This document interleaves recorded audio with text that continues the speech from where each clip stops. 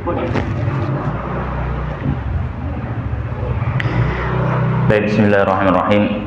Alhamdulillah wassalatu wassalamu ala Rasulillah wa ala alihi wa ashabihi wa man walaha wa la hawla wa la quwwata illa billah, amma ba'd. Allahumma subhanaka la ilma lana illa ma 'allamtana innaka antal alimul hakim wa tub 'alaina innaka antat tawwabur rahim. Allahumma faqihna fid din wa 'allimna ta'wil warzuqna al-ikhlas fil 'ilmi wal 'amal. Allahumma ati anfusana taqwaha wa zakkiha anta khairu man zakkaha anta waliyuha wa maulaha. Rabbi shrah li sadri wa yassir li amri wa hlul 'uqdatan min lisani yafqahu qawli. Allahumma amin. Baik, kita alhamdulillah pada sore hari ini kita melanjutkan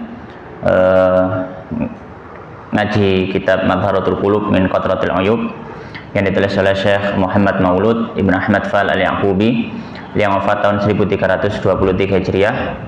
Dan ini adalah pembahasan dari Tazkiyatun Nafs, ya, nadhaman atau syair yang membahas pembahasan Tazkiyatun Nafs, menyucikan jiwa, atau fikih suluk atau tasawuf bahasa lainnya. Dan alhamdulillah pada pertemuan yang sebelumnya kita sudah selesai membahas riya dalam kurang lebih 4 pertemuan, ya, bahas riya. Tapi sebenarnya kalau mau kita perpanjang lagi bisa, karena kita belum membahas tentang masalah rukun riya. Imam Ghazali dalam kitabnya Ihya Ulumuddin, beliau menjelaskan riya panjang lebar sampai beliau membahas ada rukun riya. Riya itu rukunnya 3: pelaku, amal yang dia riya dengannya, dan objek dia riya kepada siapa. Dan di setiap rukun itu beliau menyebutkan urutan mana yang paling parah tingkat riyanya, ya. Kemudian beliau membuat pasal-pasal yang lainnya, ya. Tapi ala kulli hal, kita sebagai dasaran untuk belajar Tazkiyatun Nafs, yang penting sudah tahu garis besarnya, bisa kita amalkan. Karena memang ilmu Tazkiyatun Nafs, ilmu fikih suluk atau ilmu tasawuf ini tujuannya adalah full semuanya bisa kita amalkan. Full semuanya bisa kita amalkan. Ya, beda halnya kalau kita ngaji fikih, mungkin ada sebagian fikih yang kita nggak bisa ngamalkan, bisa jadi ada, ya. Misalkan kita bahas fikih muamalah, sedangkan misalkan gini guru muamalah cik santri misalkan, ya. Atau misalkan kita bahas fikih jinayat tentang masalah kriminalitas, tapi kita statusnya sebagai rakyat biasa, ya. Nggak mungkin nih, sok ayo kita tegakkan hukum had, kita rajam orang, kita qisas, ya, sulit. Demikian juga kalau misalkan di hadis juga sama, ya. Tapi kalau ilmu Tazkiyatun Nafs, maka ini adalah ilmu yang dipelajari full semuanya untuk diamalkan, ya. Maka apa yang kita sudah pelajari dari Tazkiyatun Nafs ini, semuanya baik yang ngomong atau yang mendengar, berusaha untuk apa? Latihan ngelakoni masih titik-titik, ya. Tapi insyaallah pada kesempatan sore hari ini kita melanjutkan sampai di bait nomor 109, ya. Bait nomor 109 ini ada satu pembahasan di antara penyakit hati. Di antara penyakit hati. Apa penyakit hati yang akan dibahas di bait nomor 109 ini? Yaitu penyakit hati di mana seseorang itu dia takut dan harapannya diletakkan kepada selain Allah. Jadi penyakit meletakkan rasa takut dan harapan kepada selain Allah. Maka ini penyakit hati, akhlak yang buruk, sifat perangai yang harus seorang muslim menghindari itu, ya. Secara asal seorang muslim ketika dia merasa takut, dia tidak merasa takut kecuali hanya kepada Allah, ya. Allah Subhanahu wa taala menyampaikan wala takhafuhum wa khafuni in kuntum mu'minin. Jangan engkau takut kepada mereka, tapi takutlah kepadaku, kata Allah, jika kalian beriman pada Allah. Demikian juga ketika meletakkan rasa harap, ya. Meletakkan rasa harap, tidak meletakkan rasa harap kecuali hanya kepada Allah, ya. Tidak meletakkan rasa harap kecuali kepada Allah. Di antara sifat orang beriman, kata Allah Subhanahu wa taala dalam Al-Qur'an, wa yad'unana rahaban wa raghaban, ya. Dan mereka itu berdoa kepada kami, yaitu kepada Allah. Orang-orang beriman itu berdoa kepada Allah, ya, dengan rasa takut dan rasa harap. Wa kanu lana khashi'in, dan mereka orang-orang yang khusyuk dalam ibadahnya kepada Allah. Jadi mukaddimah atau pengantarnya, seorang muslim ketika dia memiliki rasa takut apapun di dunia ini, atau dia memiliki rasa harap, ya, tidak diletakkan kecuali hanya kepada Allah Subhanahu wa taala. Ya, yang jadi masalah, Ustadz, bagaimana kalau misalkan ada orang yang takut kepada selain Allah? Bagaimana kalau misalkan ada orang yang berharap kepada selain Allah? Apakah hukumnya otomatis haram atau hukumnya bagaimana? Maka nanti kita akan bahas. Baik, maka di sini beliau akan membahas pembahasan penyakit hati, yaitu rasa takut dan rasa harap kepada selain Allah. Ini dibahas dari bait nomor 109 sampai 113. Kita baca baitnya. Bismillahirrahmanirrahim. Qala an-nadhim rahimallahu ta'ala wa nafa'ana bi ilmi fi dunya wal akhirah wa adkhalahu fasiha jannatihi wa taghammadahu bi rahmatihi. Allahumma amin.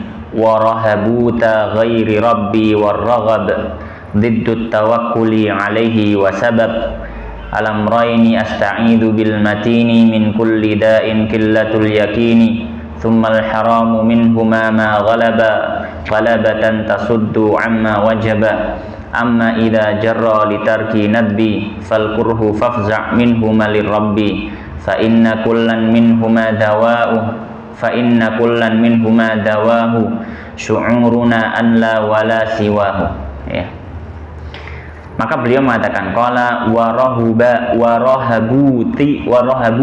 ghairi rabbi. Rahabut maknanya di sini adalah rasa takut. Ya, wa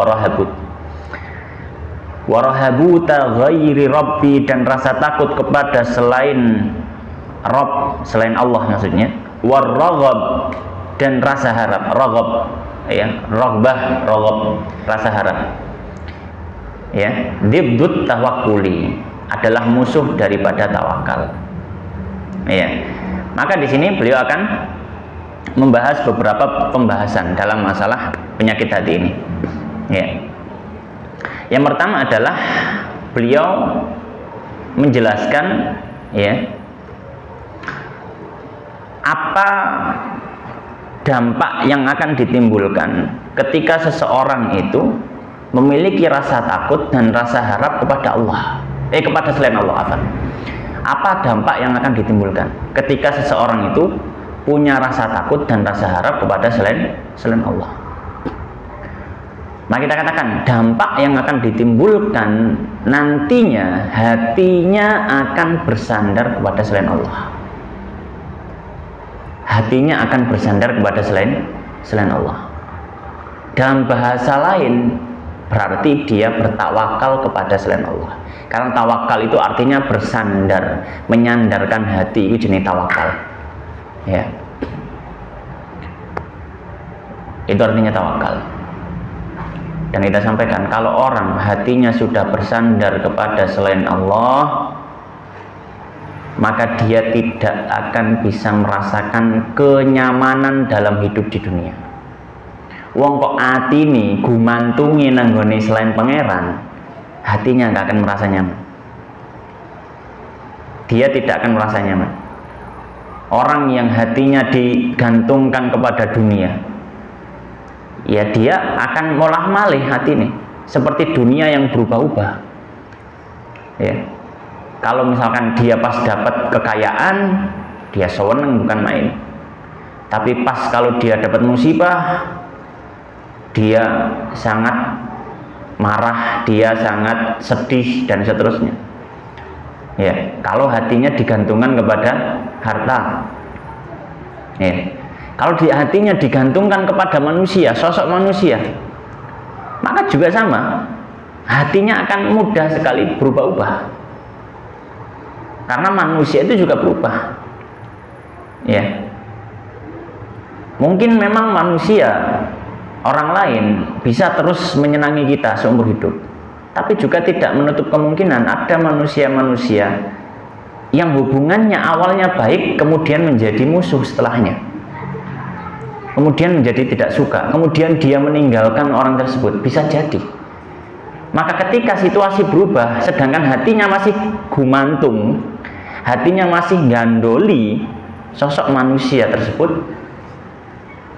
ya, maka ya hidupnya akan ditimpa dengan kegundahan, kegelisahan dan seterusnya. Maka di sini masalah pertama tentang masalah rasa takut dan rasa harap kok kepada selain Allah. Dampaknya apa sih? Dampaknya hatinya akan ditawan oleh makhluk. Hatinya akan ditawan oleh makhluk. Hatinya tidak diserahkan ke Allah, maka hatinya ditawan oleh dunia. Hatinya seolah-olah menjadi tawanan. Hatinya seolah-olah menjadi apa? Tawanan. Tawanan itu gimana? Tawanan itu ada 4 kemungkinan. Kemungkinan pertama, ya, akan dibunuh. Ya, tawanan itu kemungkinan ada 4. Kemungkinan pertama apa? Tawanan itu akan dibunuh. Tergantung siapa? Ya tergantung yang menawan. Misalkan kita perang, kemudian kita menang, kemudian kita mendapatkan tawanan perang, maka ada 4 pilihan kita yang kita bisa lakukan kepada apa? Yang kita bisa lakukan kepada si orang tersebut. Yang pertama apa? Kita bunuh. Maka kalau hati kita sudah ditawan manusia, hati kita sudah digantungkan kepada selain Allah, maka hati kita tawanan makhluk tersebut. Maka ketika hati kita menjadi tawanan, kemungkinan pertama hati kita akan dibunuh, ya, dimatikan, ya. Yang pertama. Yang kedua, kemungkinan yang kedua, tawanan itu akan dibebaskan tanpa syarat. Tawanan itu akan dibebaskan tanpa syarat. Demikian juga hati kita. Maka kalau ini untung-untungan, tapi untung-untungan, bisa jadi hati kita akan bebas tanpa syarat. Bisa jadi. Tapi ini untung-untungan. Belum tentu ketika kita sudah menggantungkan hati kita kepada selain Allah, kemudian hati kita bisa bebas setelah itu. Belum tentu. Ya, bisa jadi dibawa sampai mati. Ya, bisa jadi dibawa sampai mati. Ya. Yang ketiga, kemungkinan ketiga, ketika hati kita ditawan oleh makhluk, maka hati kita dibebaskan tapi ada syarat. Kita harus mengorbankan sesuatu. Ada syarat. Dibebaskan tapi ada syarat. Seperti tawanan perang. Dia bisa dibebaskan tapi ada syaratnya. Bayar sak ini. Kayak no omahmu. Lemahmu kayak no aku. Bisa. Seperti itu juga hati kita ketika ditawan oleh makhluk. Bisa dibebaskan tapi ada syaratnya, dan terkadang syaratnya begitu mahal, dan terkadang apa? Syaratnya begitu mahal. Yang terakhir, tawanan itu tidak dibunuh, tawanan tidak dibebaskan tanpa syarat, tawanan tidak dibebaskan bersyarat, tapi tawanan itu dijadikan budak seumur hidup. Demikian juga hati kita, ketika ditawan oleh makhluk, ya. Ketika hati kita digantungkan oleh makhluk kepada makhluk, maka hati kita selamanya menjadi budak dari makhluk tersebut. Ya, budak pada makhluk tersebut. Ya. Ya karena budak ya manut ae. Giring ngalor, giring ngidul. Ya, giring ngetan, giring ngulon. Katut ae. Dia tidak memiliki kuasa, tidak memiliki kemerdekaan hati, tidak memiliki apa? Kemerdekaan hati. Oleh karena di sini beliau mengatakan warahabu taghairi rabbi warraghab diddut tawakkuli alaihi. Rasa takut kepada selain Allah dan rasa harap itu adalah musuh daripada tawakal kepada Allah. Tapi kalau orang bisa tawakal kepada Allah, bisa menyandarkan hatinya, hidupnya akan nyaman, tentram, enak, bahagia selalu. Bahagia selalu. Ya. Meskipun orang memandang apa? Memandang secara zahir ya. kondisinya sangat susah. Tapi kalau hati orang itu sudah disandarkan kepada Allah Subhanahu wa Ta'ala, tidak ada yang dia merasa takut. Ya, tidak ada harapan selain kepada Allah Subhanahu wa Ta'ala, tidak ada. Ya. Misalkan ada satu kisah Nabi SAW ketika pernah terjadi kasus di zaman Nabi, kasus rumah tangganya Nabi. Akhirnya Nabi itu beruzlah. Jadi akhirnya nggak nginep di rumah istri-istrinya, Nabi turun masjid. Pelajaran ini saya Nabi ya. Di masalah turun masjid. Nabi akhirnya tidur masjid. Di masjid itu ada ruangan khusus untuk Nabi. Nabi itu sare ya, tidurnya itu di apa namanya bayang ya, mungkin semacam bayang, lemeke kloso. Tapi kloso ini terbuat dari anyaman apa namanya, daun kurma. Nang gini tekok janur. Kalau di Arab kan nggak ada kelapa, adanya kan kurma. Jadi ya seperti gitu, anyaman. Iku nek dige turu, nek suwe kan ngecap ya. Ngecap. Ya. Maka ketika tidur, sahabat Umar ini bertamu. Sahabat Umar apa? Bertamu. Kepingin kepethuk Nabi. Kemudian ketika itu yang jaga kalau nggak salah sahabat Bilal. Kata sahabat Umar, aku kepingin kepethuk Kanjeng Nabi. Maka ya wis ndanono sik tak takokno. Ya. Kemudian ditanyakan oleh Nabi, Nabi bangun tidur itu suruh Umar masuk. Ketika Umar masuk, beliau melihat di punggungnya Nabi, kan tidurnya nggak pakai baju, ngecap apa jenenge, garis-garis ya, garis-garis apa kloso gitu, garis-garis kloso, nangis bersemili. Beliau mengatakan, wahai Nabi, raja-raja Persia, raja-raja Romawi tidur di kasur paling empuk, dengan pakaian paling bagus, dengan tempat paling nyaman, dan mereka mengajak manusia masuk neraka. Nah jenengan ini sudah mengorbankan harta, mengorbankan nyawa, mengorbankan waktu, ngajak menungso mlebu surga. Tapi jenengan kok tidurnya di tempat semacam ini? Ya. Maka kata Nabi Shallallahu Alaihi Wasallam, wahai Umar, mereka adalah orang-orang yang nikmatnya disegerakan di dunia. Hatinya Nabi SAW sudah digantungkan kepada Allah. Ya. Jadi kadang orang merasa wah sakno iki, tapi ketika orang itu bertawakal, ya biasa ya. Kadang sakno, kadang sih di sakno iku heran. Lapa menyakno aku? Aku biasa-biasa ya gitu. Kenapa hatinya merdeka? Hatinya sudah nggak ada yang dia pikirkan, hatinya tidak tergantung pada apapun. Fa'ala hal, ini masalah pertama. Ketika apa? Ketika orang itu ya sudah rasa takutnya atau rasa harapnya dalam kehidupan dunia ini diberikan kepada selain Allah, maka dia melawan tawakal. Hatinya berarti tidak digantungkan kepada Allah. Masalah kedua. Pertanyaannya, ya, masalah kedua, apa sebabnya orang kok bisa merasa takut dan berharap itu kepada selain Allah? Apa sebabnya? Nah ini jadi pertanyaan, apa sebabnya?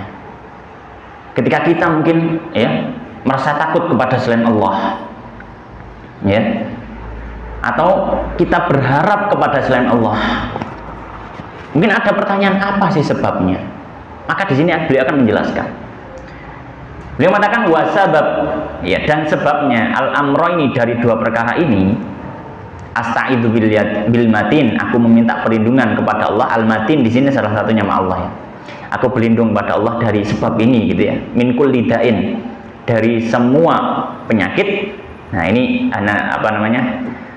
Kalimat yang menjadi apa jenenge tengah-tengah gitu ya. Nah, kayak kita nyebut Nabi Shallallahu Alaihi Wasallam ini kan duduk termasuk dari kalimatnya. Intinya di sini beliau mengatakan sebabnya apa? Qillatul yaqini, sedikitnya rasa yakin pada Allah. Maka jawabannya ketika ada pertanyaan, kenapa orang kok bisa takut kepada selain Allah? Kenapa orang kok bisa harapannya diletakkan pada selain Allah? Jawabannya adalah apa? Kurang yakin nanggone pangeran. Hatinya tidak terlalu yakin pada Allah. Tidak terlalu yakin. Ya, tidak terlalu yakin. Misalkan ya, ada seorang yang dia diancam oleh orang lain. Macam-macam ya, tak santet kok bengi delok, tak kirim untuk romamu misal. Disantet, diancam santet. Kemudian Allah Subhanahu wa taala sudah menyampaikan di dalam atau Nabi SAW sudah menyampaikan zikir-zikir yang bisa melindungi kita dari berbagai macam gangguan. Di antara misalkan membaca Al-Baqarah di dalam rumah yang dibacakan surat Al-Baqarah maka setan tidak bisa masuk. Siapa yang membaca surat Al-Mulk sebelum tidur akan dilindungi oleh Allah. Membaca Muawwidzatain, Qul huwallahu, Qul a'udzu birabbil falaq dan Qul a'udzu birabbin nas, dilindungi oleh Allah Subhanahu wa taala. Membaca zikir pagi dan sore, baca zikir-zikir ini. Tapi masalahnya awake dhewe kurang yakin ketika maca zikir. Temen tak gak ya aku dilindungi pangeran ya. Aku tak mampir nang dukun iku ae iso njogo aku. Akhirnya apa? Karena dia kurang yakin pada Allah. Nggak begitu yakin pada Allah. Akhirnya apa? Dia meletakkan ketakutannya tidak pada Allah. Dia lebih takut setan. Dia lebih takut pada ancaman santet tadi. Akhirnya apa? Dia lari kepada sebab-sebab, lari kepada selain Allah, lari kepada selain Allah. Ya. Maka ini termasuk apa? Termasuk sebabnya. Kenapa kok dia bisa menggantungkan hatinya yang ngerasa luwih yakin nih sing jaga dukun niki misalkan. Kenapa? Ya, karena dia kurang yakin pada Allah. Nah, ini ketika orang kurang yakin pada Allah tadi, dampaknya seperti itu. Ya, dampaknya seperti itu. Baik. Maka di sini beliau mengatakan, dan sebabnya dari dua perkara ini orang kok bisa takut pada selain Allah atau orang itu merasa menggantungkan harapan kepada selain Allah. Sebabnya apa? Karena tidak terlalu yakin pada Allah. Ini salah satu contohnya saja. Salah satu contohnya saja. Ya. Baik, kemudian pembahasan yang ketiga. Pembahasan ketiga. Kalau begitu apa hukumnya orang itu punya perasaan takut atau harap kepada selain Allah? Apa hukumnya? Apakah mutlak kabeh haram atau ada perincian? Apa hukumnya? Sekarang dia akan membahas hukumnya. Maka kita sampaikan, ya, ketika orang punya perasaan takut atau punya perasaan harap kepada selain Allah, hukumnya tergantung dampak yang ditimbulkan. Hukumnya tergantung dampak yang ditimbulkan. Ya. Maka yang pertama, ya, hukum pertama bisa jadi rasa takut atau rasa harap kepada selain Allah hukumnya adalah kekufuran dan membuat orang murtad. Ini paling ekstrim. Orang takut kepada selain Allah, orang harap kepada selain Allah, dan bisa membuat murtad. Ini hukum paling ekstrim, paling tinggi lah pokoknya. Dukuri haram ini, dukuri haram, haram sekali, haram sekali. Bikin orang murtad. Kapan itu terjadi? Ketika orang punya rasa takut pada selain Allah atau punya rasa harap kepada selain Allah sampai berdampak dia melakukan hal-hal yang membuat dirinya murtad. Sampai dia melakukan hal-hal yang membuat dirinya murtad. Maka ini yang pertama, jenis pertama. Rasa takut atau rasa harap pada selain Allah yang hukumnya adalah kekufuran dan kemurtadan. Yaitu apa? Ketika memberikan efek samping orang tersebut melakukan hal-hal kemurtadan. Contoh misalkan hadis yang masyhur sekali. Ada cerita dua orang yang melewati satu kampung. Ya, beberapa ustadz nang ini juga sudah menceritakan. Ya, dakhala rajulun fi dzubabin, dakhala rajulun an-nar fi dzubabin wa dakhala rajulun fil jannati fi dzubab. Ada seorang itu mlebu neraka gara-gara laler siji. Ana sing mlebu surga gara-gara laler siji. masuk neraka gara-gara satu lalat, dan ada yang masuk surga gara-gara satu lalat. Intinya kan di kisah itu diceritakan diancam ya, awakmu nek gak gelem kurban, tidak memberikan persembahan kepada Tuhan kami, tak pateni nanggon. Orang yang satunya dia lebih takut ancaman manusia daripada ancaman Allah. Akhirnya apa? Welek, tak nemu apa-apa. Ono yang laler, diberikan lalat itu. Akhirnya disuruh lewat, ya wis, aman. Tapi dia mati dalam kondisi murtad. Habis itu dia mati. Murtad.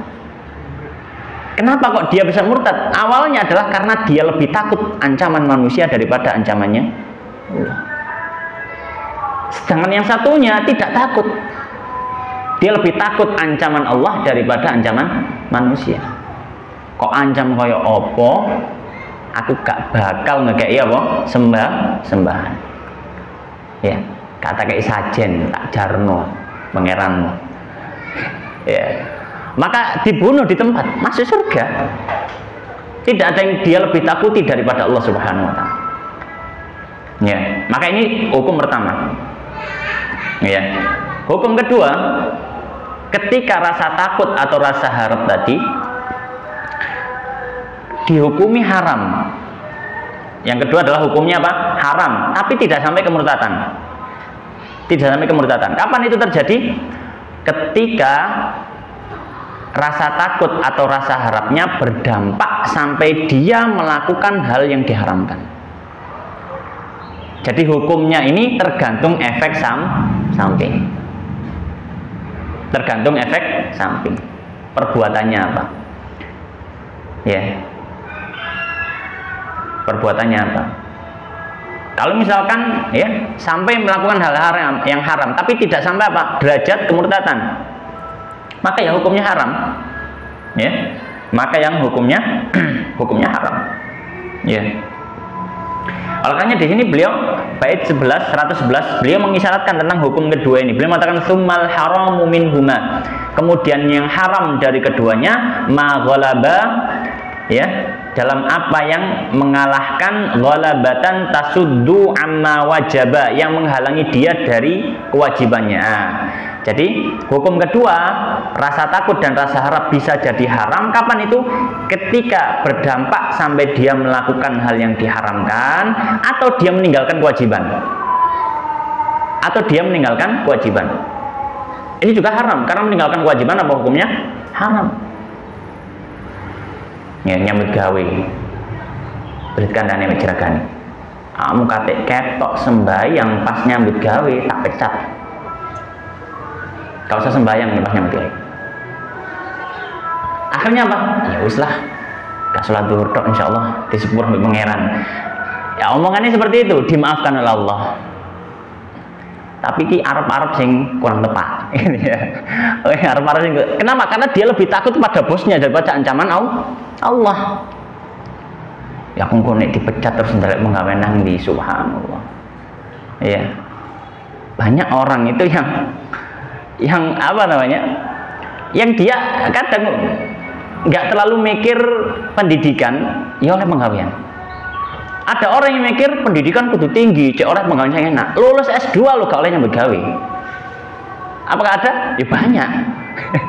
Banyak. Jalan nang job street itu. S1 kabeh iku. Jalan nang ngene iku. Gak lulus SD tapi ya alhamdulillah iso umroh. Iya kan? Sing S1 lho nang job street itu lho. Enten-tenan antri apa? Delek penggawean. Nah sing gak lulus SD lulus nyambut gawe ket biyen sok mangani anake. Iya. Kadang pikiran kita terlalu sempit. Takut dengan bayangan kita sendiri pada masa depan. Kok nek gak ngene ya apa? Nek gak ngene kok ya apa? Meneh manganku ya apa? Setahun maneh manganku ya apa? Aja mikir setahun meneh gur mesti urip gitu ya. Ya, meneh gur mesti urip. Belum tentu kita hidup besok. Ya, ini ya. Ketika sampai derajat apa? Diancam kalau kamu ya sampai meninggalkan pekerjaan karena sholat tak pecat. Akhirnya dia nggak sholat. Gak apa-apa lah dur tok. zuhur ya jam istirahat apa jenenge asar tak sembayang lak di ngapura pangeran kon Allah Subhanahu wa taala Maha Pengampun Maha Penyayang. Iya, tapi Allah juga maha keras siksaannya. Lho, masa pangeran dua surga tok. Allah punya surga tapi punya neraka. Lho ya, bojo lah ya neraka ya wis. Anggitmu pangeran dua surga tok lah. Dan neraka gaya apa? Gaya pajangan. Kita tidak akan dihukum dengan neraka. Kata siapa? Ya. Baik. Hukum kedua. Hukum ketiga. Rasa takut atau rasa harap kepada selain Allah bisa jadi hukumnya makruh, gak sampai haram, tapi makruh. Kapan makruh? Ketika kita takut atau memiliki rasa harap kepada selain Allah dan dampaknya akhirnya kita meninggalkan sesuatu yang sifatnya sunnah. Sampai meninggalkan sesuatu yang sifatnya apa? Sunnah. Ya. Kapan hari ada pas saya ngaji ada seorang teman yang tanya ke saya, ya Mas, beberapa waktu yang lalu ya alhamdulillah aku rodok rajin sholat tahajud, alhamdulillah rajin, cuma terus habis itu akhirnya aku gak tahu tahajud maneh dan penasaran apa gak tahajud, males salah apa gitu. Apa gak tahajud? Soalnya aku diketoi. Diketoi. Jadi dia cerita waktu sholat tahajud. Dia sholat tahajud. Kan rumahnya ada selambu ya, ada kelambunya gitulah. Mas salam nengok ke selambunya sebelah kiri kan. Agak lupa saya. Pokoknya pas salam assalamualaikum warahmatullahi wabarakatuh, dia nengok pas di arah selambu itu ada bayangan wajah orang. Bukan bayangan, jadi kayak wajah ketika natap selambu, kalau selambunya tipis itu kan bentuk wajah ya. Nah, bukan selambu yang tebel. Nih selambu tebel kok suruh ngambil wajahmu meketok belenduk tok. Tapi ini kan selambu tipis. Selambu tipis ketika didorong oleh wajah itu guratan wajahnya kan kelihatan. Dan dia tahu nang kono gak ono wong. Kon iki omahe gitu ya. Akhirnya di seperti itu kemudian dia kaget. Dan dia sangat takut luar biasa. Akhirnya setelah itu dia nggak pernah sholat malam. Maka saya berikan nasihat, ya, saya berikan nasihat bahwasanya setan itu tidak akan pernah setuju ketika kita ingin menambah ketaatan. Bagaimana caranya supaya kita itu jangan sampai nambah ketaatan. Paling enggak minimal nang UTE setan, paling enggak stagnan, pancet. Minimal itu sudah minimal. Ya. Dosa iki, ya apa carane arek iki pancet dosa iki. Mas yo gak nambah dosa liyane gak apa-apa. Sing penting dosa iki pancet dilakoni. Jadi istiqomah. Istiqomah nang dosa. Jadi stagnan atau misalkan amalan dia ya alhamdulillah sholat 5 waktu. Tapi kok ketok ya, digoda bolak-balik ya agak sulit. Ojo gak usah sholat 5 waktu lah, buat apa sholat 5 waktu? Ya, agak sulit gak bisa digoda. Terus kok moro-moro tiba-tiba duwe inisiatif arek iki. Tak sholat tahajud rek. Wah, setan kelabakan. Wah, ojo sampai. Ya. Kenapa? Karena setan hasad, dengki kepada manusia. Ya, ojo sampai. Maka berusaha setan untuk apa? Mengalihkan itu tadi. Maka ya kita sampaikan, ini salah satu contoh ya. Bisa jadi ketakutan semacam ini hukumnya makruh. Kenapa? Karena sebab ketakutan yang kepada selain Allah membuat dia meninggalkan ibadah yang sifatnya apa? Sunnah. Oleh karenanya beliau di bait 112 beliau mengatakan amma idza jarra litarki nadbi. Adapun jika hal itu jarra, menariknya litarki nadbi untuk meninggalkan hal sunnah, fal kurhu, maka makruh. Hukumnya makruh.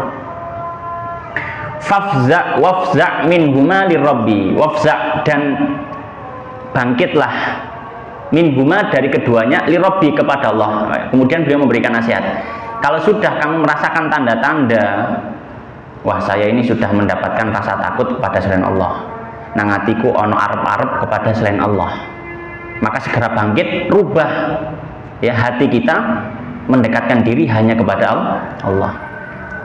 Ya. Kemudian beliau mengatakan fa inna kullan minhuma dawahu syu'uruna an la wala siwahu. Kemudian beliau menyampaikan masalah berikutnya. Bagaimana cara mengobati? Bagaimana cara apa? Mengobati. Mengobati apa? Mengobati ketika kita sudah punya rasa takut atau rasa harap pada selain Allah. Obatnya kata beliau, obatnya adalah kita harus menguatkan hati kita. Kita harus meyakini ya bahwasanya tidak ada tempat ya, tidak ada tempat dan tidak ada zat yang paling kita takuti dan paling kita jadikan sandaran melebihi Allah. Kita harus kuatkan keyakinan karena sebabnya apa sih kok wong kok iso punya rasa takut pada selain Allah? Sedikit yakinnya kepada Allah. Maka obatnya apa? Obatnya ini tadi, rasa yakinnya kepada Allah harus dipompa. Ya, harus ditambah. Karena beliau mengatakan fa inna kullan minhum dawahu syu'uruna, ya, perasaan ya kita anla ya wala siwahu ya. Bahwasanya ya ketika kita ketika kita bergantung pada selain Allah, maka itu sebenarnya nggak ada artinya. Kenapa? Karena kita sama-sama makhluk nggak bisa gantung kepada makhluk lain. Ya, nggak bisa. Takut dengan ketakutan yang luar biasa sampai mengalahkan ketakutan pada Allah, ya, maka ini tidak layak dan tidak ada sembahan kecuali Allah. Kemudian saya baca ini penyakit berikutnya, ya, penyakit hati berikutnya 114 dan 115. Ya sedikit ini karena nanti berikutnya pembahasan sum'ah iki rodok dawa titik ya. Maka penyakit berikutnya 114 sakhatul qadar. Beliau mengatakan qala musannifur rahmatullah 114 115 wa sakhatul qadari an ya'tarida alaihi jalla wa ala fi ma qada ka qaulihi ma kuntu astahiqu dha wa ayyu dhanbin jarra li hadzal adha. Beliau menyampaikan penyakit berikutnya di antara penyakit hati adalah kebencian dia terhadap takdir. Orang benci takdir. Benci takdir. Kenapa saya dilahirkan di keluarga ini? Kenapa saya nggak bisa seperti teman-teman saya? Kenapa aku gak iso kayak tonggoku? Kenapa aku kok gak jadi anak tonggo gue? Kenapa dan kenapa? Atau ya dengan ungkapan maka kita sampaikan ini termasuk penyakit hati, sifat yang buruk yang kita harus hindari. Maka beliau mengatakan wasakhatul qadari. Sakhat itu kebencian dan benci terhadap takdir, ya. Gimana sih bentuknya benci kepada takdir? Beliau menyampaikan bentuknya apa? An ya'tarida alaihi jalla wa ala fi ma qada. Dia memprotes Allah terhadap apa yang sudah ditetapkan Allah. Hah? Jelas dosa. Jelas dosa. Protes takdir. Protes takdir. Maka ini berdosa. Ini protes nang manusia itu kan ada soalnya. Tapi ini protes nang gone Allah. Kenapa sih? Pertanyaan gini. Saya sampaikan, kalau protes kepada manusia nggak berdosa. Tapi kalau protes kepada Allah berdosa. Kenapa? Karena kalau kita protes kepada Allah, protes itu karena merasa apa sih? Merasa nggak adil, benar nggak? Iya kan? Protes kan gara-gara gak adil, kayak dunduman misalkan. Lu tonggoku berhasil 5 kilo kak, kalau oleh 3 kilo, protes. Kayak iso maju. Oleh daging lu, kamu oleh piro? Setengah kilo. Oleh 1 kilo. Lu aku kok setengah kilo? Padahal tonggo dempet. Marani nang Andri, kok aku oleh setengah kilo sih? Protes. Protes kepada takdir berarti menganggap apa? Allah tidak adil. Sedangkan Allah menyampaikan wala yadhlimu rabbuka ahada. Rabbmu tidak mungkin membuat zalim. Makanya bentuk marah terhadap takdir itu bentuknya apa? Yaitu protes. Ya Allah kok gini sih? Ya Allah, kenapa saya kena ini? Ya Allah, kenapa kok saya diberikan sakit? Ya Allah, kenapa saya kok diberikan ya takdir seperti ini, kehidupan seperti ini? Maka beliau sebutkan contohnya Pak, kakaulihi, seperti ucapannya, ma kuntu astahiqudha. Contoh dia mengatakan, ya, saya sebenarnya nggak bisa apa? Saya sebenarnya nggak berhak untuk dapat semacam ini. Ya. Kemudian aku loh wis sembahyang. Ya. Alhamdulillah sholat sunnah tak tambahi. Yo melok ngaji ben sore nang Indonesia Danang. Tapi pancet ae gawe penggawean misalkan. Protes nang pangeran. Ya Allah. Jarine urip, jarine mendekat beramal soleh ku uripe digampangno. Kok urip kula tasik dereng gampang-gampang. Protes nang Allah. Ya, nah ini kembali kepada keikhlasan. Tapi di luar itu ada bentuk protes kepada takdir. Bentuk protes. Makanya ini beliau katakan, contohnya Pak, ma'astahiqudha. Saya nggak berhak untuk dapat ini. Dia ditimpa rasa sakit, kesakitan, dia dapat penyakit misalkan yang sulit diobati. Dia protes. Ya. Atau misalkan termasuk bentuk protes apa? Wa ayyudzan bin jarroli hadzal adza. Dia mengatakan, ya. Ya Allah, kalau nggak ada dosa nopo kok sampai dihukum kayak gini. Kayak protes. Perasaan ya dalam hati kayak seperti mengatakan, ya perso kulo niki pun menghindari semua dosa. Tapi kok masih diberikan hukuman semacam ini? Ini garisnya tipis sekali, tapi sebenarnya ada protesnya. Dia seolah mengatakan, ya Allah, dosa apa yang membuat saya seperti ini? Tapi di dalam hatinya dia sedikit protes. Padahal saya sudah berusaha loh, kok masih dihukum? Koyo-koyo kita ini lebih tahu daripada Allah. Kudunya aku gak dihukum. Kan gitu ya, kudunya aku gak dihukum. Seolah dia tahu terhadap apa? Dirinya sendiri melebihi Allah. Ini juga termasuk apa? Protes. Makanya ketika kita dapat sebuah musibah, hal buruk, kan Nabi kan dalam syariat Islam mengajarkan yang pertama kali paling enggak ucapan istirja, inna lillahi wa inna ilaihi rajiun. Tapi ojo mek diucapno tok, ambek diangen-angen. Artinya apa sih? Inna lillah, kami ini milik Allah. Ya Allah, kula niki gadani jenengan wolak-walik kaya napa terserah jenengan. Kula manut mawon. Inna lillah wa inna ilaihi rajiun, dan kami akan kembali kepadamu ya Allah. Jangan paringi musibah nggih. Kula mantuk mawon. Kula tampani. Lah ajange ombo. Ya. Kula trimo kali istighfar, taubat.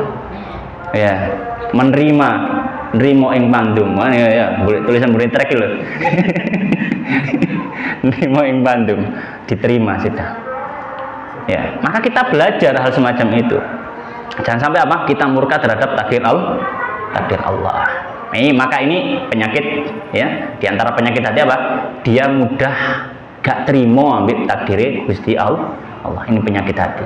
Itu perlu dilatih hatinya untuk ketika mengucap kalimat istirja innalillahi wa inna ilaihi rajiun ambil diangen-angen jero hati. Demikian wallahu taala alam wa sallallahu wa sallim wa barik ala nabiyina Muhammadin wa ala alihi wa ashabihi ajmain. Subhanakallahumma bihamdika asyhadu an la ilaha illa anta astaghfiruka wa atubu ilaik. Wa akhiru alhamdulillahirabbil alamin. Assalamualaikum warahmatullahi wabarakatuh.